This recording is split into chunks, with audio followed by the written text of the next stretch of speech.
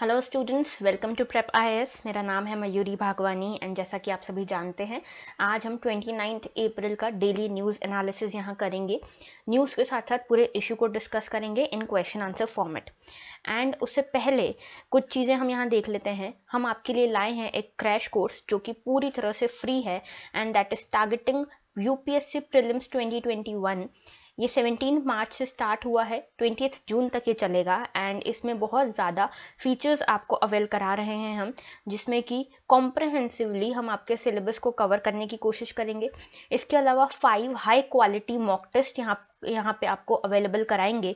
इसके अलावा यहाँ पे स्टैटिक पोर्शन के साथ साथ डायनामिक पोर्शन यानी कि करंट अफेयर्स जो कि हम अभी कर रहे हैं, ये सब भी आपका कवर होगा। Doubt sessions, CSAT, study material, ये सब कुछ यहाँ पे आपको अवेलेबल होगा। आप इसके लिए हमारे टेलीग्राम चैनल को भी ज्वाइन कर सकते हैं, जिसकी लिंक आपको डिस्क्रिप्शन बॉक्स में मिलेगी। यहाँ पे जो फैकल्टीज़ हैं वो हाईली एक्सपीरियंस्ड हैं। इन्होंने खुद कई बार यूपीएससी मेंस एंड इंटरव्यू दिए हैं, ठीक है। तो इसीलिए ये जो कोर्स है ये आपके लिए बहुत ज़्यादा बेनिफिशियल हो सकता है। अगर आप इसमें इंटरेस्टेड हैं तो आप इसकी जो रजिस्ट्रेशन लिंक है वो डिस्क्रिप्शन बॉक्स में देख सकते हैं एंड इसमें रजिस्टर कर सकते हैं। तो शुरू करें उससे पहले आई से कि आई एम ग्लैड कि आप सभी अब मुझसे इंटरेक्ट कर रहे हैं। अपने अपने आंसर्स आप कमेंट बॉक्स में यहाँ बता रहे हैं। तो देखो, इससे क्या हो रहा है ना, हमारा जो सेशन है वो काफ़ी इंटरैक्टिव हो रहा है। तो जो स्टूडेंट्स अभी तक भी अपने जो आंसर्स हैं वो कमेंट बॉक्स में नहीं लिख रहे, आई विल रिक्वेस्ट देम कि आप भी प्लीज़ अपने आंसर्स को कमेंट बॉक्स में लिखिए। सो दैट क्या होगा ना कि अगर आपको आंसर नहीं भी पता है, आप उसको सर्च करेंगे, आप उसको यहाँ लिखेंगे तो आपके दिमाग में वो बैठ जाएगा एंड इन केस वो कभी एग्जाम में आता है तो it would be very beneficial for you. ठीक है, चलो फर्स्ट क्वेश्चन की तरफ बढ़ते हैं without wasting any time. Supply chain resilience initiative was recently launched between these are the countries। देखो, हम ऐसा करेंगे कि मैंने आपको क्वेश्चन बताया, you will see the question, you will pause it, you will try to answer it, उसके बाद मैं आपको एक्सप्लेन करूंगी, ठीक है। तो India, USA, France, Australia, Japan, these are the countries. तो देखो, आपको पता होगा क्वाड ग्रुप के बारे में, ठीक है। क्वाड ग्रुप क्या था? 4 कंट्रीज का ग्रुप था जो बेसिकली, अगर आप इसका सही मोटिव देखें प्रैक्टिकली, तो it was to counter China, ठीक है। पर इन क्वाड कंट्रीज कभी भी ये डायरेक्टली एक्सेप्ट नहीं करती। उनका कहना है कि हम ट्रेड ब्लॉक को अपने एक्सपांड कर रहे हैं, हम ट्रेड, इकोनॉमिक ग्रोथ, इन सब के लिए काम कर रहे हैं। तो इन क्वाड कंट्रीज में कौन कौन है? एक तो है इंडिया, ओके, फिर एक है यूएसए, उसके बाद एक है ऑस्ट्रेलिया और एक है जापान। ये 5 कंट्रीज क्वाड ग्रुप का हिस्सा है। लेकिन जो सप्लाई चेन रेजिलियंस इनिशिएटिव है, इसका हिस्सा कौन कौन है? एक तो इंडिया है, ठीक है, उसके बाद दूसरा ऑस्ट्रेलिया एंड तीसरा जापान। इसमें यूएसए नहीं है। तो India, Australia and Japan is the answer. तो इसका answer would be 145, that is option number C. Okay, option C. Alright, यहाँ पे देखते हैं supply chain resilience initiative news में क्यों था। तो देखिए, ये अभी अभी लॉन्च हुआ है इंडिया, ऑस्ट्रेलिया, जापान के बीच में। और बेसिकली ये सप्लाई चेन को का जो रेजिलियंस है, मतलब सप्लाई चेन रेजिलियंस का मतलब क्या है? रेजिलियंस मतलब कोई भी एक्सटर्नल चीज़ के कारण हमारी सप्लाई चेन अफेक्ट ना हो, इसी को कहते हैं सप्लाई चेन रेजिलियंस, ठीक है। जैसे अभी कोविड चल रहा है, तो कोविड के टाइम पे इकोनॉमिक एक्टिविटीज़ बहुत ज़्यादा हिंडर हो रही हैं, या फिर कभी यूएस और चाइना के बीच में जो ट्रेड वॉर छिड़ जाती है, उसके कारण सप्लाई चेन्स के ऊपर बहुत ज़्यादा अफेक्ट पड़ता है दूसरी कंट्रीज़ के। तो यहाँ पे एक तरह से हम ये इंश्योर करना चाह रहे हैं कि किसी भी दूसरी कंट्री के कारण हमारी सप्लाई चेन के ऊपर कोई भी रिजिलियंस ना हो, ठीक है, सॉरी, कोई भी अफेक्ट ना पड़े, हमारी सप्लाई चेन रिजिलियंट रहे। तो ये पूरा इशू है, इसीलिए supply chain resilience initiative launch किया गया है। और this move can be seen as a reducing the reliance towards China, ठीक है। तो यहाँ पे चाइना का जो के ऊपर जो रिलायंस है हमारा, उसको कम करने की तरफ एक एफर्ट है ये। तो देखिए, सप्लाई चेन रेजिलियंस की बात कर रहे थे हम यहाँ पे। तो देखिए, सबसे पहले ये कौन सा मूव है? ये चाइना की जो डोमिनेंस है सप्लाई चेन के ऊपर, उसको काउंटर करने के लिए एक मूव है, ठीक है। और यहाँ पे इंडो पैसिफिक रीजन में जो सप्लाई चेन के ऊपर चाइना का डोमिनेंस है, आपको बताया था मैंने, साउथ चाइना सी को लेकर भी अपना क्लेम करता है। OBOR, one belt one road initiative ये अपना रहा है, ठीक है। तो चाइना एक तरह से पूरे इंडो पैसिफिक पे डोमिनेंस बनाना चाहता है और उसी को काउंटर करने का एक तरीका, एक एफर्ट के तौर पे ये इनिशिएटिव लिया जा रहा है। ट्रेड मिनिस्टर्स जो भी हैं इंडिया के, जापान के एंड ऑस्ट्रेलिया के, इन सभी ने मिलकर इस इनिशिएटिव को स्टार्ट किया है। और बेसिकली देखो, 2 चीज़ों पे यहाँ पे सबसे ज़्यादा फोकस रहेगा। एक तो डिजिटल टेक्नोलॉजी पे ठीक है, डिजिटल टेक्नोलॉजी का यूज़ करके सप्लाई चेन को रिजिलियंट बनाना, और दूसरा इन्वेस्टमेंट डाइवर्सिफिकेशन के थ्रू। अब इसका मतलब क्या है, देखो, अगर आप डिजिटल टेक्नोलॉजी के मीन्स से अपने सप्लाई चेन को कंट्रोल करते हो तो इसका जो बाहर की चीज़ें हैं जैसे चाइना का जो डोमिनेंस है उसका काफ़ी असर नहीं पड़ेगा। हाँ, एक साइबर इशू एक अलग इशू है, लेकिन उसको भी टैकल करने के लिए इनिशिएटिव्स लिए जाएंगे। सेकंड है इन्वेस्टमेंट डाइवर्सिफिकेशन, मतलब आप इन्वेस्ट करेंगे तो आप अलग अलग कंट्रीज में इन्वेस्ट करिए और अलग अलग सेक्टर्स में इन्वेस्ट कीजिए, जिससे कि किसी भी एक चीज़ का असर पूरी के पूरी सप्लाई चेन पे ना पड़े। तो ये पूरा इशू है। ठीक है, अब यहाँ पे देखिए स्ट्रेंथनिंग ट्रेड टाइज, तो इन्होंने इसको डायरेक्टली कोई नहीं कहता जियोपॉलिटिक्स में कि हम किसी एक कंट्री के डोमिनेंस को रिड्यूस करने के लिए यहाँ काम कर रहे हैं, लेकिन अगर आप रियलिस्ट टर्म्स में बोलें तो ये इसी के लिए है, लेकिन इसको नाम दिया गया है ट्रेड टाइज को स्ट्रेंथन करने के लिए एक इनिशिएटिव का। ठीक है, और यहाँ पे ऐसा कहा गया है कि कम से कम 4 महीने में एक बार ये जो SCRI इनिशिएटिव की कंट्रीज हैं वो एक बार मिलेंगी इस ट्रेड इशू को डिस्कस करने के लिए। ठीक है, तो this was the whole issue. Second question की तरफ बढ़ते हैं। सेकंड क्वेश्चन है हमारा मार्क द करेक्ट स्टेटमेंट्स। ठीक है, अब देखो यहाँ पे मैंने आपको बताया था करेक्ट इनकरेक्ट ध्यान से देखना, क्योंकि इस स्लाइड में इस सेशन में मैंने बहुत सारे इनकरेक्ट स्टेटमेंट्स को करेक्ट मार्क करने वाले क्वेश्चंस दिए हैं। ठीक है, तो article 32 deals with the right to move the Supreme Court by appropriate proceedings for the enforcement of fundamental rights. B.R. Ambedkar has called it very soul and heart of the constitution and it cannot be suspended even during emergency। तो देखो article 32 क्या है, right to constitutional remedies. ठीक है, right to constitutional remedies में क्या है, right to constitutional remedies एक तरह से ये बताती है कि अगर आपका कोई भी फंडामेंटल राइट वायलेट हुआ है तो उस केस में आप सीधे सुप्रीम कोर्ट जो एपेक्स कोर्ट है इंडिया का उस पे मूव कर सकते हैं, उस पे जाके अपनी पिटीशन लगा सकते हैं, और that too through appropriate proceedings. और ये किस लिए होगा, for the enforcement of fundamental rights. अगर फंडामेंटल राइट्स का वायलेशन हुआ है तो आप सीधे सुप्रीम कोर्ट के पास जाके अपनी पिटीशन लगा सकते हैं थ्रू अप्रोप्रिएट मीन्स। ये हमारे आर्टिकल 32 में दिया है। Doctor B.R. अम्बेडकर ने इसे very soul and heart of the constitution कहा था। ठीक है, ये भी सही स्टेटमेंट है। और थर्ड स्टेटमेंट गलत है, क्योंकि ये इमरजेंसी के टाइम पे सस्पेंड होता है। कौन से 2 आर्टिकल्स इमरजेंसी के टाइम पे सस्पेंड नहीं होते ये आप मुझे बताएंगे कमेंट सेक्शन में, और बताइएगा ज़रूर। ठीक है, इंटरैक्टिव बनाते हैं सेशन को, मज़ा आए थोड़ा। तो first and second statements are correct here, only 1 and 2। देखो इसके बारे में डिटेल में अगर समझें तो देखो ये न्यूज़ में क्यों था पहले ये देख लेते हैं। तो देखो यहाँ पे सुप्रीम कोर्ट ने एक जर्नलिस्ट हैं उनके ऊपर रिट, उनके लिए रिट इशू किया है सुप्रीम कोर्ट ने। तो देखो सुप्रीम कोर्ट ने कप्पन, ये कप्पन जो है ये एक जर्नलिस्ट हैं, और ये जर्नलिस्ट जो हैं ये हथरस रेप केस जो था उसको कवर करने जा रहे थे, और उस टाइम पे इन्हें अरेस्ट कर दिया गया था, एंड इनके ऊपर UAPA unlawful activities prevention act के अंतर्गत चार्जेस लगाए गए थे। और इस एक्ट के अंतर्गत आपको पता है कितना स्ट्रिंजेंट एक्ट है ये, और इसके अंतर्गत कोई भी पर्सन ईजीली रिहा नहीं होता, उसके ऊपर बहुत सारे चार्जेस लगते हैं। तो कप्पन की वाइफ ने सुप्रीम कोर्ट में एक पिटीशन डाली जिसमें उन्होंने हबीस कॉर्पस का हवाला दिया। हबीस कॉर्पस क्या है, रिट है एक, आपको पता होगा। हबीस कॉर्पस में उन्होंने कहा कि कप्पन को अभी हॉस्पिटलाइज किया गया है और उन्हें चेन से बांधा गया है एक हॉस्पिटल बेड से, जिसमें उनकी हालत एक एनिमल से भी बदतर है। ठीक है, तो उन्हें इस तरह से ट्रीट किया जा रहा है, ऐसा उन्होंने पिटीशन में कहा है।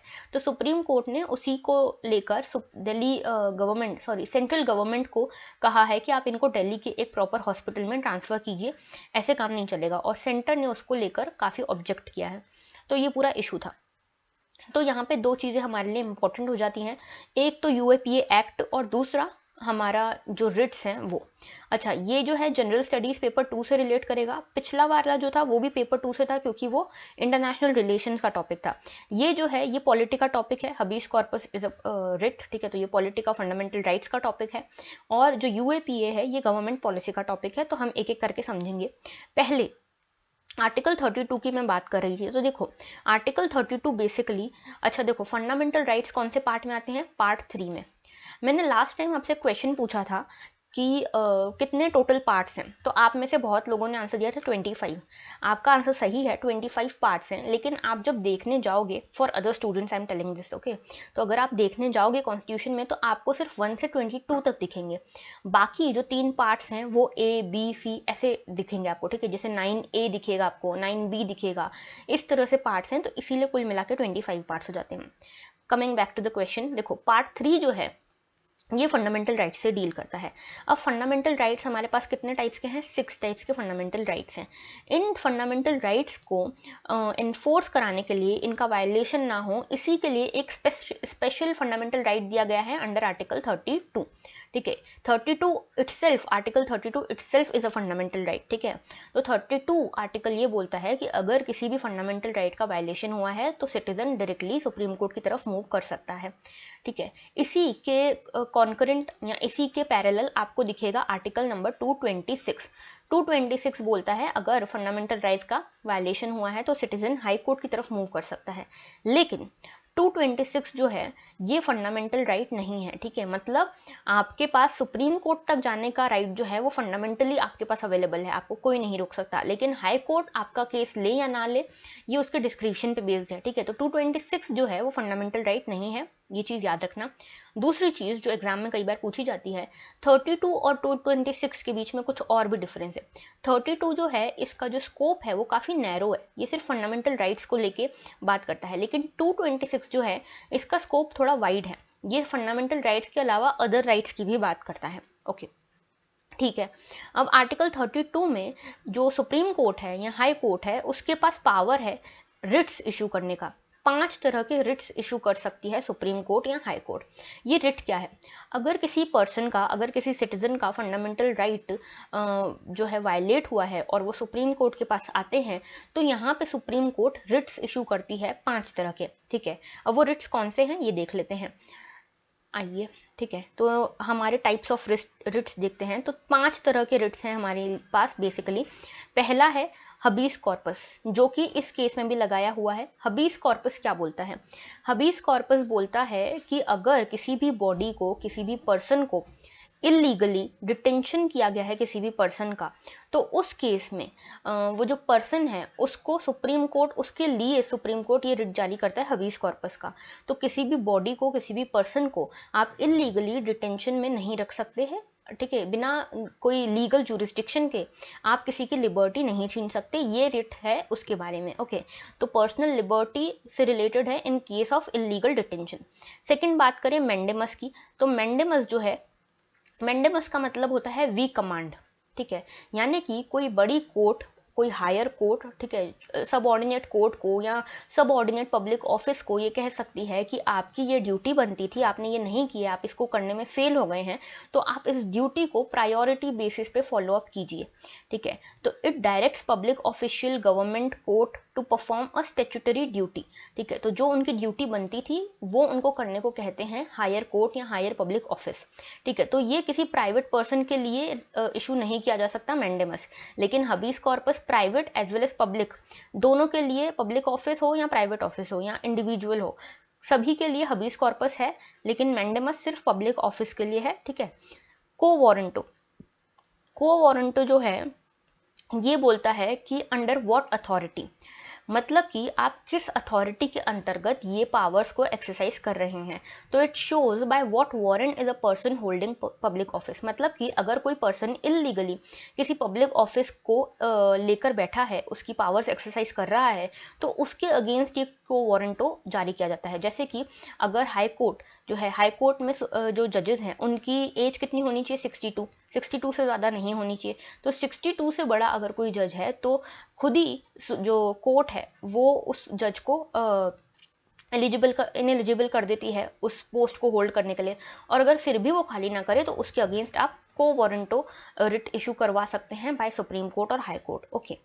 नाउ प्रोहिबिशन, प्रोहिबिशन का मतलब अगर सिंपल भाषा में समझो तो स्टे ऑर्डर, ठीक है, यानी कि स्टे लगा दिया। जो हायर कोर्ट है उन्होंने सब ऑर्डिनेट कोर्ट को कह दिया कि आपके पास इस मैटर को डील करने का जुरिस्डिक्शन नहीं है, तो आप इसके ऊपर कोई भी फैसला नहीं ले सकते, या फिर अगर आपने फैसला ले लिया है तो उसको क्वैश कर देती है प्रोहिबिशन के अंतर्गत। सर्टियोररी क्या होता है? सर्टियोररी में क्या बोलते हैं इसमें बोलते हैं कि जो हायर कोर्ट है वो एक तरह से जो सब ऑर्डिनेट कोर्ट है उससे कुछ भी मैटर को ट्रांसफ़र करा सकती है बड़ी कोर्ट तक या खुद के पास, जो भी फीजिबल हो उस टाइम पे। लेकिन यहाँ पे ऐसा हो सकता है, तो यहाँ पे री एग्जामिनेशन होता है ऑर्डर का। अगर कोई ऑर्डर पेंडिंग है या कोई ऑर्डर के ऊपर पूरा जजमेंट हो चुका है तो उसका री एग्जामिनेशन होता है, ठीक है। और यहाँ पे ये जो ऑर्डर है ये जुडिशियल, क्वासी जुडिशियल और एडमिनिस्ट्रेटिव अथॉरिटीज़ के लिए होता है। तो हमने यहाँ पे सारे रिट्स डिस्कस किए। ओके, अब इन रिट्स के अलावा एक और चीज़ है जो हमको यहाँ डिस्कस करनी है, वो है UAPA, unlawful activities prevention act. ये एक्ट कब का है? 1967 का ये एक्ट है। और ये एक्ट बेसिकली क्या करता है, उन लोगों को, उन इंडिविजुअल्स, उन ऑर्गेनाइजेशंस को पनिश करता है जो कि अनलॉफुल एक्टिविटीज़ में लिप्त पाए जाते हैं, ठीक है। अब अनलॉफुल एक्टिविटी का मतलब यहाँ पे क्या है, तो यहाँ पे देखो दो चीज़ें बोली गई है इसको लेकर। पहली तो टेरिटोरियल इंटीग्रिटी और सॉवरेनिटी। तो इंडिया की टेरिटोरियल इंटीग्रिटी के अगेंस्ट अगर कोई एक्टिविटी होती है या फिर सॉवरेनिटी के अगेंस्ट कोई एक्टिविटी होती है तो उसे अनलॉफुल एक्टिविटी कहा जाता है। और ये एक्ट इतना स्ट्रिंजेंट है कि इसमें लाइफ इम्प्रीजनमेंट और डेथ पेनल्टी जैसे भी प्रावधान हैं, ठीक है। इसमें ऐसी पेनल्टीज भी हैं। और ये एक्ट इसीलिए आपके लिए इम्पॉर्टेंट हो जाता है क्योंकि मेंस में आया हुआ क्वेश्चन है, अनलॉफुल प्रिवेंशन एक्टिविटीज़ वाला जो एक्ट है, इसके बारे में एक क्वेश्चन आया था कि क्या अमेंडमेंट हुआ है इसमें 2019 में। तो इसीलिए आप इसको एक बार देख लीजिएगा। नेक्स्ट क्वेश्चन की तरफ बढ़ें। देखिए फर्स्ट हमारा क्वेश्चन ये है, थर्ड क्वेश्चन है ये, mark the incorrect statement. Incorrect को ध्यान देना यहाँ पे बहुत इंपॉर्टेंट है। इनकरेक्ट स्टेटमेंट को मार्क करना है। India has been divided into 4 seismic zones. Second, Zone 2 is the most vulnerable and Zone 5 is the least vulnerable. Eastern Himalayas fall under Zone 5. तो देखो पहला स्टेटमेंट तो सही है, 4 सिस्मिक जोन्स हैं और ये किसने बनाए हैं जोन्स? BIS, ठीक है, ब्यूरो ऑफ इंडियन स्टैंडर्ड्स जो है, इन्होंने ये बनाए हैं। ये मैप जो है जोन्स जो हैं अर्थक्वेक को लेकर ये बनाए हैं BIS ने। तो ये पहला स्टेटमेंट सही है। दूसरा स्टेटमेंट जो है ये गलत है। क्यों? क्योंकि ये उल्टा है, ठीक है। जोन 2 जो है वो लीस्ट वल्नरेबल है एंड जोन 5 जो है वो मोस्ट वल्नरेबल है। ईस्टर्न हिमालयाज जो है ये कौन से जोन में आते हैं? जोन 5 में। ये सही है। देखो जो हिमालयन बेल्ट है ना, उसका जो प्लेट टेक्टोनिक्स है, जो प्लेट्स हैं उसके अंडरनीथ, वो काफ़ी ज़्यादा एक्टिव है और एक्टिव होने के कारण यहाँ क्या होता है, अर्थक्वेक्स आने की प्रोबेबिलिटी ज़्यादा होती है। तो हमारा statement 1 and 3 are right here and second statement is right. So option B answer होगा? नहीं, इनकरेक्ट स्टेटमेंट पूछा है तो इनकरेक्ट स्टेटमेंट ओनली 2 है, तो यहाँ पे option D would be our answer. Okay, तो ध्यान रखना इनकरेक्ट करेक्ट का। नाउ ये न्यूज़ में इसीलिए था क्योंकि आसाम में अभी रिसेंटली 1-2 दिन पहले ही फ्लड नहीं, अर्थक्वेक आया है एंड अर्थक्वेक बहुत ज़्यादा इंटेंस था। यहाँ पे 6.7 रिक्टर स्केल का अर्थक्वेक आया था, ठीक है। अब इसमें देखो major seismic hazard along Assam fault line, तो यहाँ पे जो है ये एक फॉल्ट लाइन पड़ती है। ओके, सो देखिए यहाँ पे हमारे लिए हिमालयन फ्रंटल थ्रस्ट, यहाँ पे ये इंपॉर्टेंट हो जाता है। और एक और यहाँ पे आपको फॉल्ट देखने को मिलेगा जिसका नाम है कोपिली फॉल्ट। तो यहाँ पे इसके लिए ही यहाँ पे सिस्मिक एक्टिविटीज़ ज़्यादा रहती हैं। जो पूरा हिमालयन बेल्ट है उसकी सिस्मिक एक्टिविटीज़ बहुत ज़्यादा रहती हैं और इसीलिए इसे जोन 5 में डाला जाता है। ओके, और ये जनरल स्टडीज़ पेपर 3 से रिलेट करेगा। वाई? बिकॉज पूरा जो एनवायरनमेंट है वो इससे रिलेट करता है, जो भी डिजास्टर्स हैं वो इससे रिलेट करते हैं। और पेपर 1 से भी रिलेट करेगा, यहाँ पे मैं लिखना भूल गई, पेपर 1 से, बिकॉज आपका जो अर्थक्वेक एज अ टॉपिक है वो पेपर 1 में आता है, ठीक है। और डिजास्टर मैनेजमेंट का टॉपिक में भी आएगा, इसलिए पेपर 3 में भी आएगा। सो अर्थक्वेक की बात करें तो देखो सबसे पहले अर्थक्वेक होता क्यों है? अर्थक्वेक आता है बिकॉज ऑफ सिस्मिक एक्टिविटीज़। अब आपको पता होगा कि हमारा जो लिथोस्फीयर है, लिथोस्फीयर वो काफ़ी सारी प्लेट्स में बटा हुआ है और ये प्लेट्स कंटिन्यूसली मूव करती रहती हैं, ठीक है, because of the internal heat of the earth. और इन सिस्मिक प्लेट्स के मूवमेंट के कारण जो फॉल्ट्स डेवलप होते हैं उनमें से जो एनर्जी रिलीज होती है वो कॉज होते हैं अर्थक्वेक का, ठीक है। और इस अर्थक्वेक के कारण जो सडन ट्रेमर्स देखने को मिलते हैं, सडन वाइब्रेशंस होते हैं अर्थ के, वो देखने को मिलते हैं और इसी को अर्थक्वेक कहा जाता है, ठीक है। इस आसाम के अर्थक्वेक में लगभग 10 लोगों की जान भी गई है, ठीक है। तो इसीलिए ये अर्थक्वेक जो है वो इम्पॉर्टेंट टॉपिक हो जाता है हमारे लिए। और यहाँ पे आप ये देख सकते हैं इस डायग्राम में, जिस पोजीशन पे एनर्जी रिलीज होती है उसे कहा जाता है फोकस, ठीक है। अंदर अर्थ के अंदर ही जिस पोजीशन पे ये एनर्जी रिलीज होती है इसे कहा जाता है फोकस। और उसके सीधे में, उसके जस्ट परपेंडिकुलर जो पॉइंट सरफेस पे आता है उसे कहते हैं एपिसेंटर, ठीक है। और जो ये सिस्मिक वेव्स होती हैं जो यहाँ से रिलीज होती हैं वो कितने टाइप की होती हैं? 2 टाइप की। एक होती हैं बॉडी वेव्स, एक होती हैं सरफेस वेव्स। बॉडी वेव्स के भी 2 टाइप होते हैं, एक पी और एक S, primary waves, secondary waves. और जो सरफेस वेव्स हैं वो तो हैं ही, ठीक है। प्राइमरी वेव्स वो होती हैं जो सीधे एपिसेंटर से निकलती हैं और सारे डायरेक्शंस में फ्लो करती हैं। सभी टाइप के स्टेट्स में, सभी टाइप्स के मैटर में ये फ्लो कर सकती है और फास्टेस्ट होती है, लीस्ट डिस्ट्रक्टिबल होती है। जो सरफेस वेव्स हैं वो सिर्फ सरफेस पे ट्रैवल करती हैं, बॉडी मतलब अर्थ के अंदर ट्रैवल नहीं करती, सिर्फ सरफेस पे ट्रैवल करती हैं और ये स्लोवेस्ट होती हैं। और इनके अलावा ये सबसे ज़्यादा डिस्ट्रक्टिबल होती हैं सरफेस वेव्स। सेकेंडरी वेव्स की बात करूँ तो ये मिडिल वाली हैं, ठीक है। ये मीडियम स्पीड होती है इनकी और मीडियम डिस्ट्रक्टिबल होते हैं ये, ठीक है। तो ये चीज़ें ध्यान रखना। और जो सरफेस वेव्स नहीं, जो सेकेंडरी वेव्स हैं ये फ्लूइड्स में फ्लो नहीं कर पाते, यानी कि लिक्विड्स में या गैसेस में फ्लो नहीं कर सकती, ठीक है। तो इसके बारे में हम कभी और पढ़ेंगे डिटेल में, शेडो जोन वगैरह के बारे में। अभी हम यहाँ देखते हैं अर्थक्वेक के बारे में। तो देखो अर्थक्वेक के बारे में अगर मैं बात करूँ तो यहाँ सिस्मिक मैप आप देख पा रहे होंगे। 59% जो इंडिया का लैंडमास है वो काफ़ी ज़्यादा प्रोन है किससे? अर्थक्वेक से, ठीक है। और यहाँ पे आप देख सकते हैं 4 जोन्स बनाए गए हैं, जोन 5, 4, 3 एंड 2।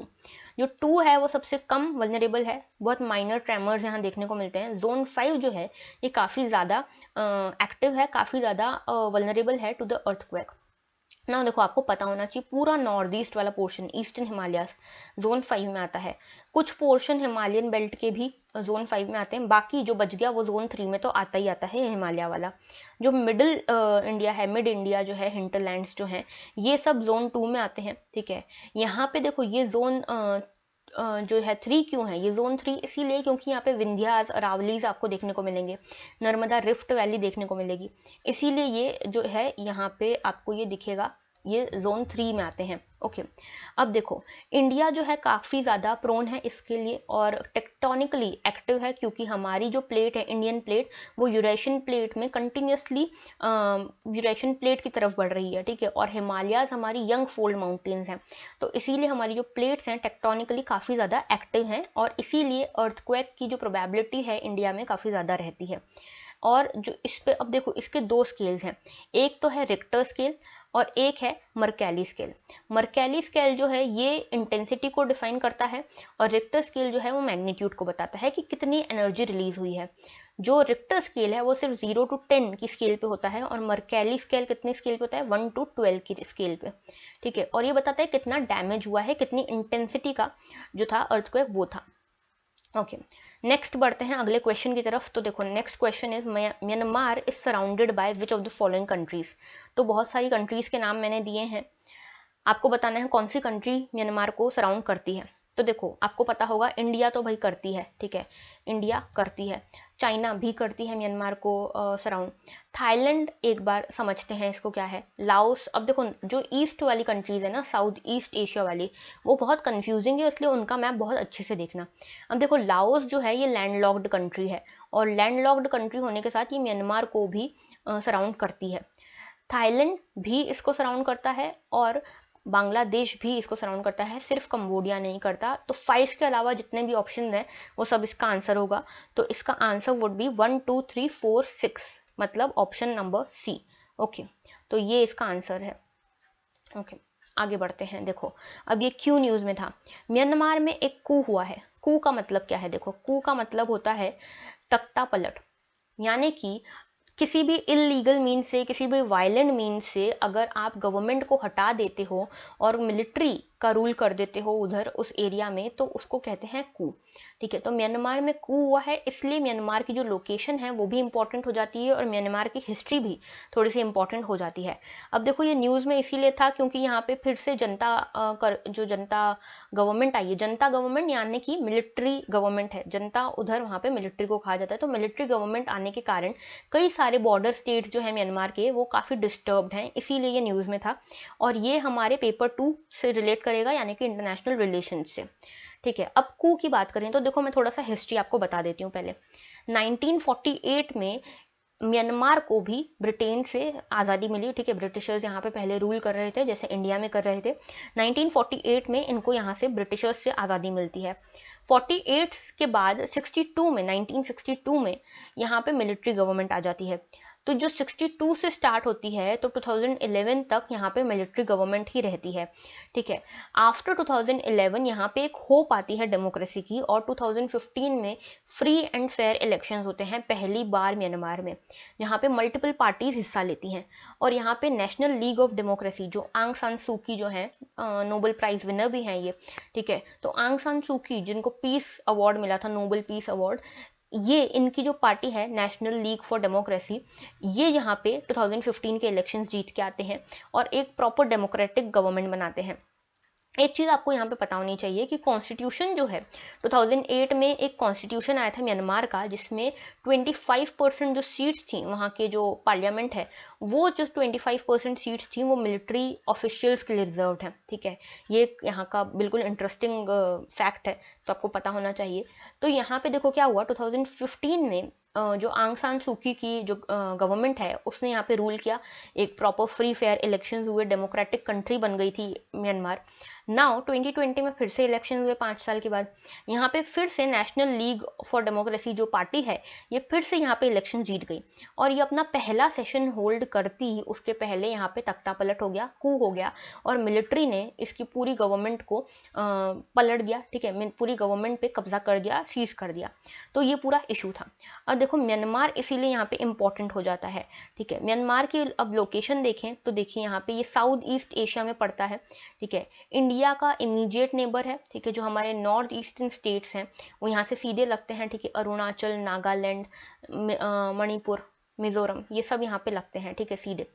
अब यहाँ पे देखिए, यहाँ पे म्यांमार के पास इंडिया सीधे लगता है, बांग्लादेश सीधे लगता है, यहाँ से चाइना, यहाँ से देखेंगे तो लाओस, यहाँ से देखेंगे तो थाईलैंड।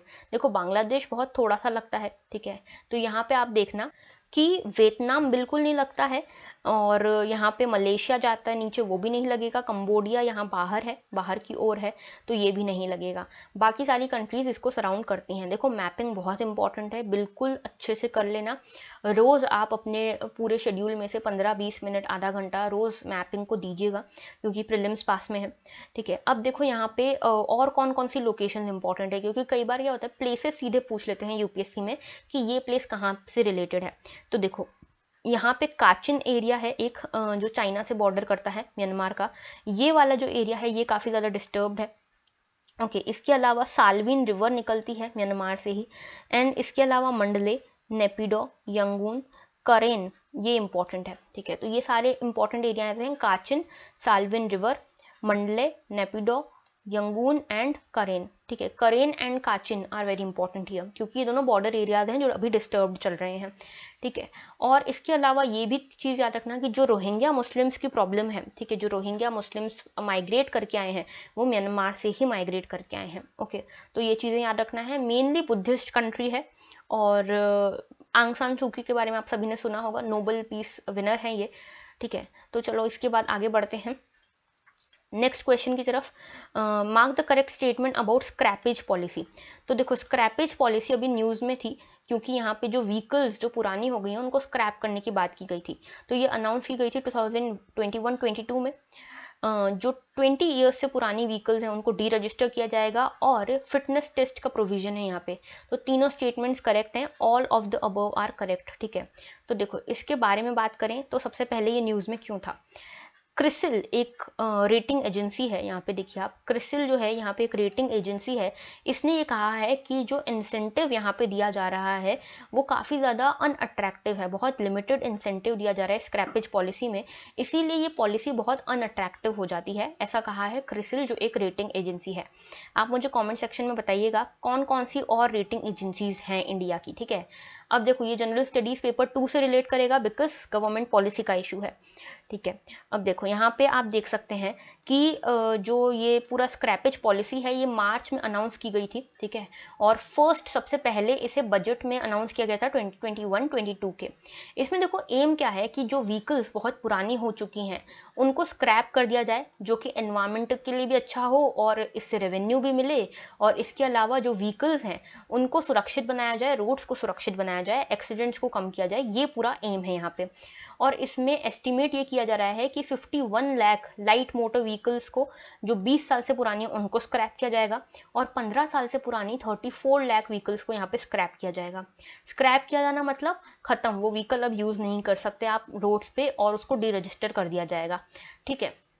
अब देखो इसमें ऐसा प्रोविजन है कि जो गवर्नमेंट कमर्शियल व्हीकल्स हैं जो 15 साल से पुरानी हैं उनको स्क्रैप करेंगे, और जो प्राइवेट व्हीकल्स हैं जो 20 साल से पुरानी हैं उनको स्क्रैप करेंगे। इसमें कई सारे और प्रोविजन हैं, जैसे एक है फिटनेस टेस्ट के बारे में। फिटनेस टेस्ट क्या है कि अगर कोई भी व्हीकल जो 15 साल से पुरानी है या 20 साल से पुरानी है, अगर उसको वापस से रजिस्टर होना है, री रजिस्टर होना है, तो उसको फिटनेस टेस्ट से गुजरना पड़ेगा, और फिटनेस टेस्ट अगर वो पास कर लेती तो ठीक, वरना फिर स्क्रैप हो जाएगी वो व्हीकल, ठीक है। फिर व्हीकल डिस्काउंट, अगर आप अपनी व्हीकल पुरानी व्हीकल को स्क्रैप कराते हैं और आप एक नई व्हीकल लेने जाते हैं, तो आपको जो व्हीकल मैन्युफैक्चर है वो लगभग 5% का डिस्काउंट देगा अगर आप उसको अपनी पुरानी व्हीकल का स्क्रैपिंग सर्टिफिकेट दिखाते हैं तो, ठीक है। फिर डिसइंसेंटिव भी है इसमें कि अगर आप स्क्रैप नहीं करवाते, आप री रजिस्टर करवा देते हैं अपनी व्हीकल को, तो वो री रजिस्ट्रेशन फीस जो होगी वो बहुत ज़्यादा होगी, ठीक है। तो ये सारी इसमें प्रोविजन हैं। इसके अलावा और देख लेते हैं, देखो जो भी व्हीकल 20 साल से पुरानी हो जाएगी उसको डी रजिस्टर कर दिया जाएगा, अगर उसको रजिस्टर नहीं करवाया जा रहा है तो वापस से देखो ऐसा होगा सबसे पहले तो कि अगर रजिस्टर नहीं करवाया गया तो डी रजिस्टर हो जाएंगी। फिर जो ओनर है जिस व्हीकल को स्क्रैप होना है, जो यहाँ डी रजिस्टर हो चुकी है, वो सारे डॉक्यूमेंट्स जो है वो रजिस्टर्ड व्हीकल स्क्रैपिंग फैसिलिटी को प्रोवाइड करेगा। ये जो फैसिलिटी है ये एक सर्टिफिकेट इशू करेगी जिसमें ये कहा जाएगा कि अब ये व्हीकल जो है ये स्क्रैप होगी, ओके। एंड उसके बाद यहाँ पे एक जो सर्टिफिकेट जारी किया जाएगा वो सिर्फ एक बार यूज़ किया जा सकता है, जो व्हीकल डिस्काउंट वगैरह है उसको यूज़ करने के लिए, उसको अवेल करवाने के लिए। एक बार यूज होने के बाद इसको कैंसिल कर दिया जाएगा इस सर्टिफिकेट को, और इसके बारे में जितनी भी जानकारी है, जितनी भी व्हीकल स्क्रैप हुई हैं उनकी जितनी भी जानकारी है वो गवर्नमेंट के डाटाबेस में ऐड हो जाएगी, ठीक है। नाउ इंसेंटिव्स क्या है व्हीकल ओनर्स के लिए, तो सबसे पहले स्क्रैप वैल्यू। तो देखिए स्क्रैप वैल्यू यानी कि अगर आप अपने किसी भी व्हीकल को जो 20 साल 15 साल पुरानी है उस पर आपको 4 से 6% मिलेगा, जो भी एक्स शोरूम प्राइस होगा उसका, मतलब आपने जितने में खरीदी थी उससे 4 से 6% आपको उसका मिलेगा। टैक्स रिबेट मिलेगा स्टेट के द्वारा, ठीक है। डिस्काउंट जैसे कि मैंने आपसे बात करी कि अगर आप नई व्हीकल खरीदते हैं तो 5% तक का डिस्काउंट मिलेगा। फी वेवर, आपको नई व्हीकल जो भी आप लोगे उसकी रजिस्ट्रेशन फीस आपको माफ हो जाएगी। तो ये सारे इसके अंदर इश्यूज हैं, ठीक है, ये सारे प्रोविजन हैं, ये सब इंसेंटिव्स मिलेंगे। इसके अलावा देखो ये क्या क्यों इंपॉर्टेंट है, एक तो एनवायरमेंट के लिए इंपॉर्टेंट है, एम्प्लॉयमेंट जनरेट करेगा, रेवेन्यू जनरेट करेगा, ठीक है। इसके अलावा कई सारी हम स्कीम्स चला रहे हैं जैसे फेम इंडिया, ठीक है, जिसमें इलेक्ट्रिक व्हीकल्स को हम सपोर्ट कर रहे हैं। तो ये सारी चीज़ें जो हैं वो एक तरफ एक डायरेक्शन की तरफ जा रही हैं, कौन से डायरेक्शन की तरफ, एक सस्टेनेबल एनवायरनमेंट बनाने की तरफ, ठीक है। नेक्स्ट क्वेश्चन की तरफ चलते हैं। मार्क द इनकरेक्ट स्टेटमेंट, देखो इनकरेक्ट ध्यान रखना है यहाँ पे, incorrect statement about human rights watch. It is an inter governmental body organization. It is headquartered in New York City and it conducts research and advocacy on human rights. देखो third option तो आपको ऐसे ही समझ आ रहा होगा, human right watch नाम है तो ह्यूमन राइट्स के लिए ही काम करेगी। न्यूयॉर्क सिटी में बेस्ड है, यस ये न्यूयॉर्क सिटी में बेस्ड है, और ये इंटर गवर्नमेंटल ऑर्गेनाइजेशन है, तो ये एक इंटर गवर्नमेंटल ऑर्गेनाइजेशन नहीं है। तो इसका आंसर क्या होगा, वन ओनली, क्योंकि इनकरेक्ट आंसर मार्क करना है यहाँ पे, ठीक है, तो one only would be the answer, okay.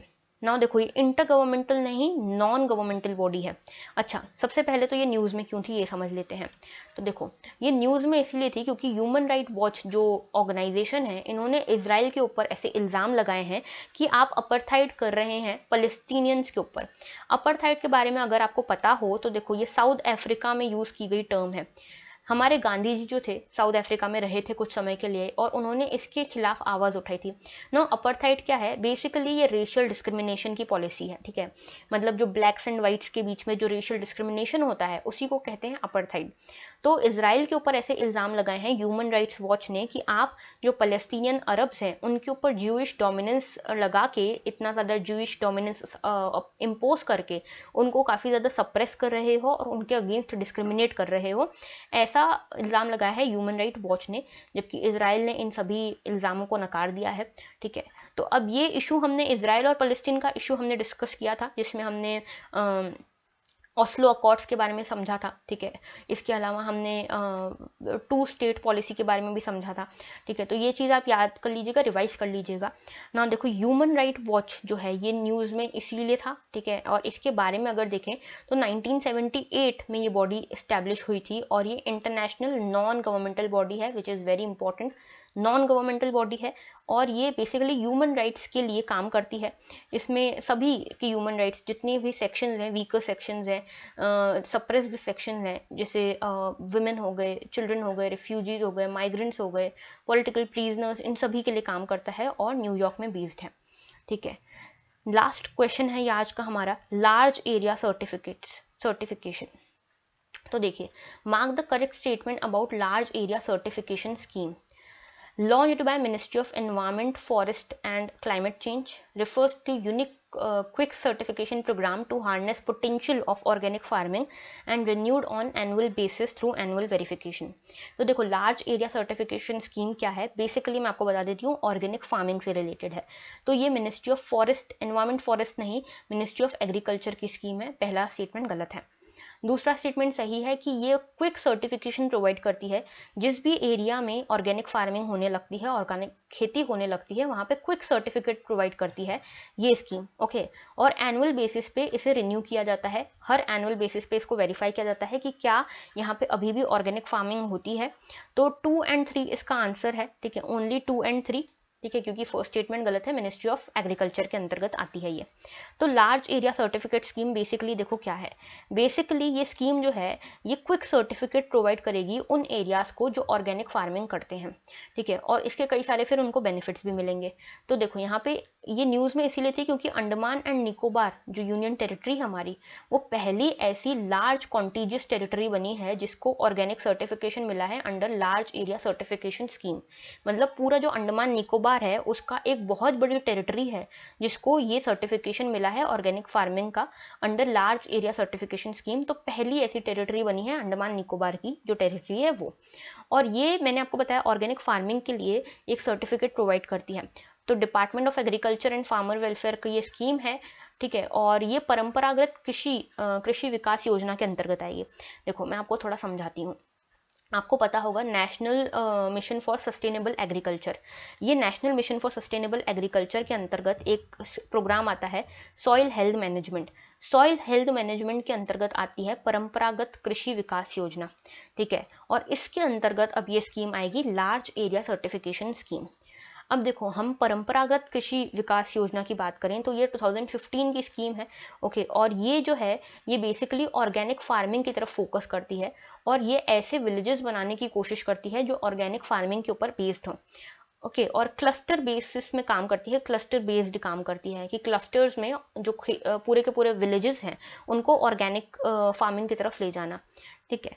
तो यहाँ पे ये चीज़ है पूरी, और यहाँ पे ये देखिए कि इसमें भी जो विलेजेस हैं एक एक विलेज को क्लस्टर के फॉर्म में देखा जाता है, और जितने भी फार्मर्स हैं, देखो यूजुअली क्या होता है ना, ऑर्गेनिक फार्मिंग की जब भी पूरी बात होती है तो उसकी यूजुअल प्रोसेस क्या है कि 2 से 3 साल लगते हैं सर्टिफिकेट मिलने में, फिर हर साल उसका वेरिफिकेशन होता है, फिर उसको 2-3 साल लगते हैं रिन्यू होने में। तो ये क्विक सर्टिफिकेशन स्कीम है इसी के लिए, ठीक है। तो सर्टिफिकेशन हर साल रिन्यू होगा और ये पूरी स्कीम बेसिकली ऑर्गेनिक फार्मिंग की तरफ हमारे भारत को ले जा रही है, ठीक है। सो यहाँ पे this was all for today. आज के सारे करंट अफेयर्स टॉपिक हमने डिस्कस कर लिए हैं। प्लीज़ रिवाइज कीजिएगा, प्लीज़ जो क्वेश्चंस मैंने पूछे हैं कमेंट सेक्शन में उनको ज़रूर जवाब दीजिएगा उनका, और नोट्स बनाते रहिए, रिवाइज करते रहिए। Thank you for watching.